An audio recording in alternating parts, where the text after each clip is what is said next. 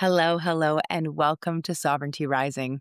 I'm your contrarian soul guide, Dawn, and today we're getting into one of the trickiest, most liberating conversations you'll ever have with yourself. How do I know what's actually my truth and what's just someone else's expectation, someone else's conditioning, someone else's map? Because let's be honest, we live in a world that's obsessed with giving you maps. 10 steps to success, 5 ways to manifest, a blueprint for love, a formula for healing. And here's the catch. Maps can be useful, but they're not yours. And if you don't know how to discern your inner compass from the noise, you'll end up living somebody else's life and wondering why you feel so disconnected from your own. So today, we're going to talk about what intuition really is, why it gets drowned out, and how you can reclaim your ability to trust it. Welcome to Sovereignty Rising. Ditch the fear, embrace your flame. I'm Dawn Elgin, contrarian soul guide, visionary mystic, and creatrix of practical spiritualism. And this is the space where we strip away the fear, burn the old stories down, and reclaim the power that was never truly lost, just buried. Here, we dive into raw, unfiltered conversations on emotional healing, spiritual awakening, and the art of unlearning everything that keeps you stuck, small, and disconnected from your truth. Together, we rise like phoenixes. Flame first, fear last. Let's rise together. Welcome. I am so glad you are here. Today, we are talking intuition. We have it. We all have it. Here's the thing. Intuition is natural. It's the body's language for truth. It shows up as a whisper, a pull, a knowing in your gut, and your soul, your higher self, guiding you to keep you safe as well as flourish. But most of us have learned not to trust it or ignore it. We got conditioned out of it. As kids, when you said, I don't like that person, adults told you to be polite. When you felt scared or sad, you were told, don't be dramatic. When you wanted to follow your curiosity, you were told to be practical. I call this joy thieving. And little by little, you stopped listening to your body's compass and started listening to other people's maps. Contrarian truth, your intuition didn't leave you. You abandoned it for approval. So let's talk about the cost of following others' maps.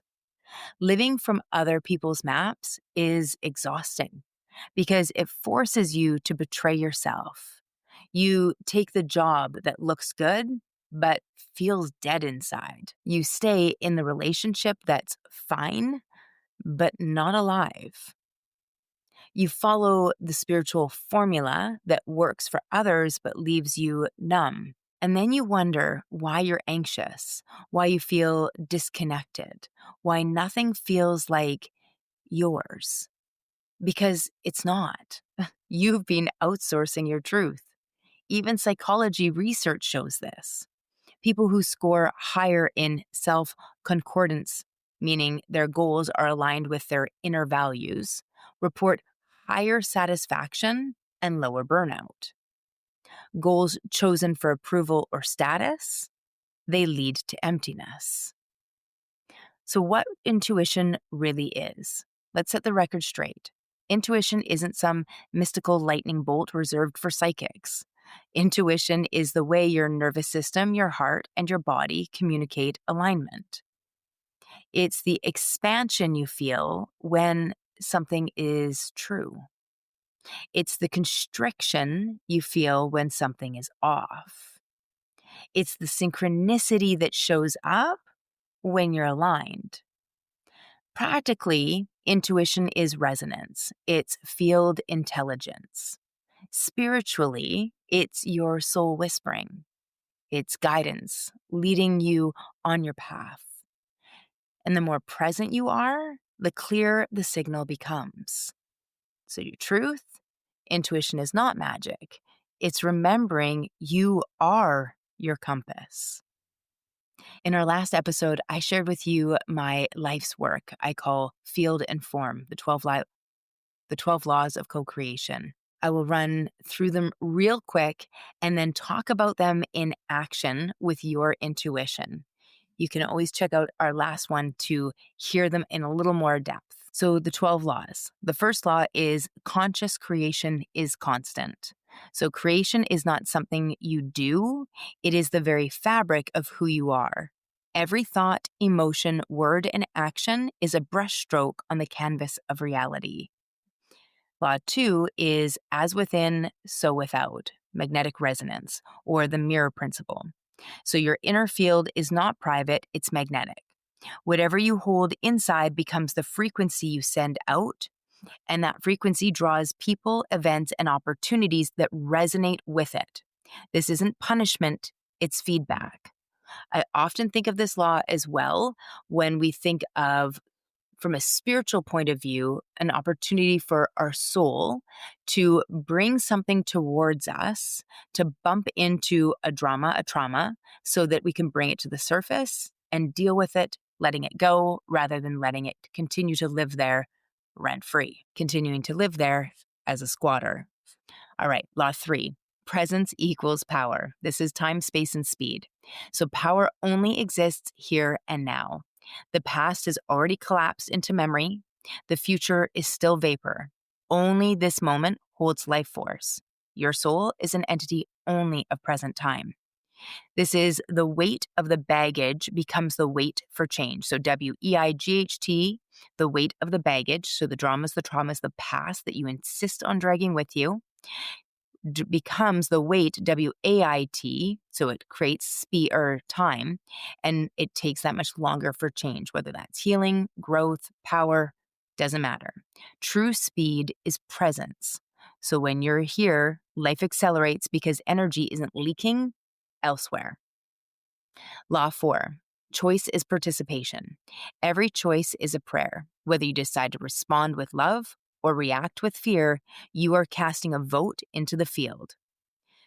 Every yes, every no, every thought indulged is participation in creation. Law 5.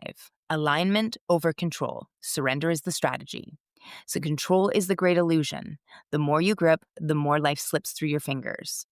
Judgment, expectation, and the demand to know why narrow the field and block guidance. Curiosity, detachment, and trust expand it.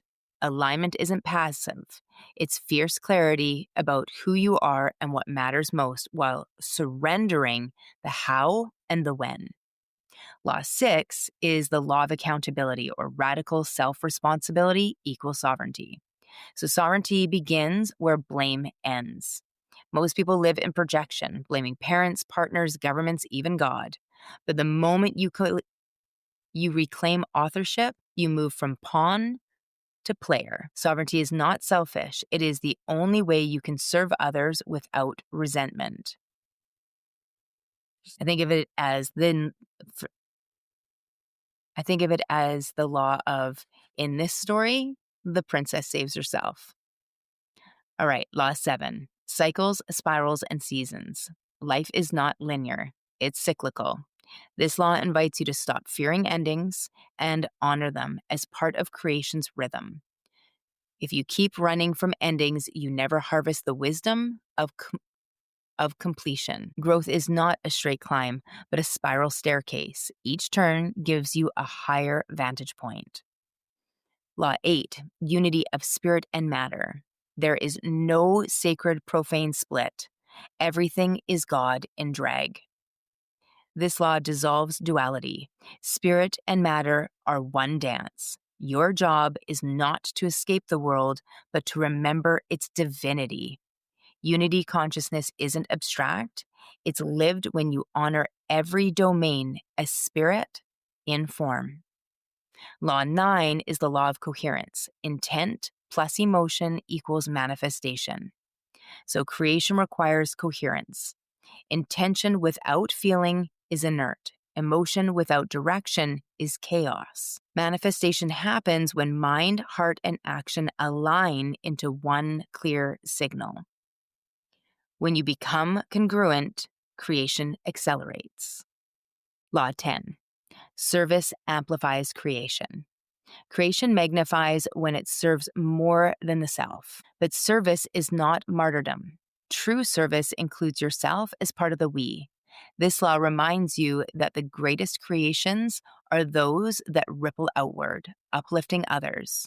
You are the most powerful when your personal vision serves the awakening of all beings. Law 11, the law of paradox. Life is full of reversals. Paradox is the language of transformation.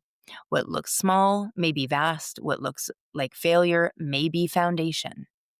Paradox is not punishment, it's the portal. And Law 12, grace and guidance are cofactors.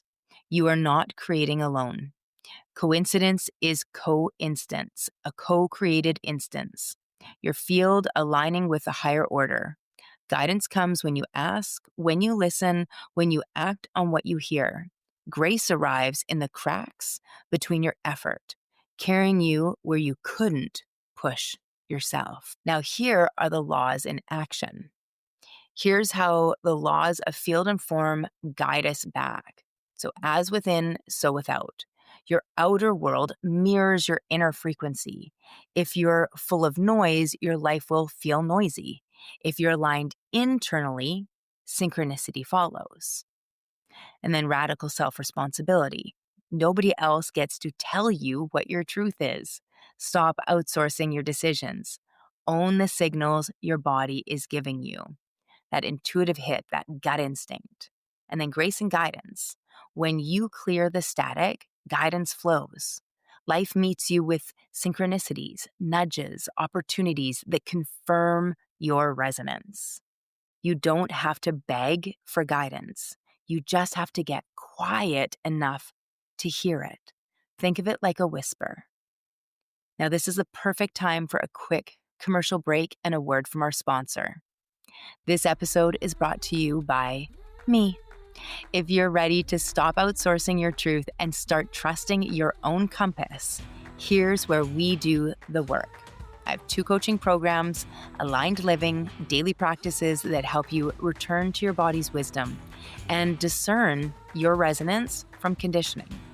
And then soul alchemy, the deep transmutation of old stories and patterns so your intuition becomes your guide again, not your enemy. And if you're craving immediate clarity, my Aligned Oracle Guidance 3-pack gives you direct insight and practical tools to hear, trust, and act on your intuition. 3 sessions with me where we work on one area of your life you want to align. Links are in the show notes. Stop living someone else's map and start living yours. Welcome back to Sovereignty Rising. I'm your contrarian soul guide, Dawn, and today we are talking about intuition and the importance of listening to it rather than overriding it due to outside interference or self-doubt. We've talked about the 12 laws of field and form and what they look like in real time with your intuition. So now I want to share an embodiment practice, listening to the compass. So let's try it. Close your eyes if it's safe to do so, and place one hand on your belly and one on your heart. And take a nice deep breath in, slow and steady all the way down to your belly. And then exhale fully. Now bring to mind 2 simple phrases. First, I betray myself. Notice how your body responds. Tight? Heavy? Constricted? And now, I trust myself. Notice again. Just listening to those little whispers. Expansion, lightness, ease. This is your body's compass. This is intuition. It's been there all along. And let's anchor in this mantra. My body is my compass. I trust its wisdom. So here's the integration. stop asking for someone else's 5-step map. Now, don't get me wrong. There's nothing wrong with reading books, taking courses, listening to guides, all those things. I've got a ton of them as free resources. However, as the Buddha said, question everything I say. The reason is when it's a deep truth, when it's one of these threads that flows through all of science, all of mysticism, then we can get there on our own. We can sense it. We can feel it. That's how we integrate. What I'm saying is stop giving your power to someone else and instead go ahead and look at that. But I want you to check in. Is that true for me? Is that true for me? And check, because it might be fear that pushes away. Oh, I'm scared. I don't want to try this. Or it could be because it's like, oh, that doesn't feel quite right. That's intuition. We need to listen to that. And we can do that by asking what feels expansive, what feels constricted. Stop outsourcing your decisions. Start honoring your inner signal, even when it scares you. And stop waiting for permission. Start living life as if your wisdom, your body's wisdom, is enough, because it is. Your truth, your intuition won't scream over the noise. You have to choose to listen. It whispers. So your mantra for this week is, I trust my inner compass. My truth is enough. Just feel that. And your reflection, where in my life am I still outsourcing my decisions? And what would shift if I trusted my own wisdom instead? Because sovereignty isn't about collecting more maps. It's about remembering you already carry the compass. This episode brought value to you. Please help me create a movement of Field and Form, where we support each other, help each other rise. Share this episode with a friend, with someone you know that maybe is ignoring their intuition, and this could really bring them some benefit. Share it on your socials so that we can create a movement together. Remember, I see the light in you, and it is freaking brilliant. And I so badly want you to see it too. You are not broken. You are not too much. You're remembering who you've always been. And this journey is just getting started. If today's episode lit something in you, hit follow so you don't miss what's coming. And if you're feeling it, leave a review. It helps with more soul-led women find this space. Want to go deeper? Come find me on YouTube, Facebook, our private Facebook community, The Awakening Circle, Instagram, TikTok, or at our website, practicalspiritualismco.com, for all the ways we can rise together. Not to worry, all those links are in our show notes. Until next time, stay sovereign, stay bold, and keep that fire lit.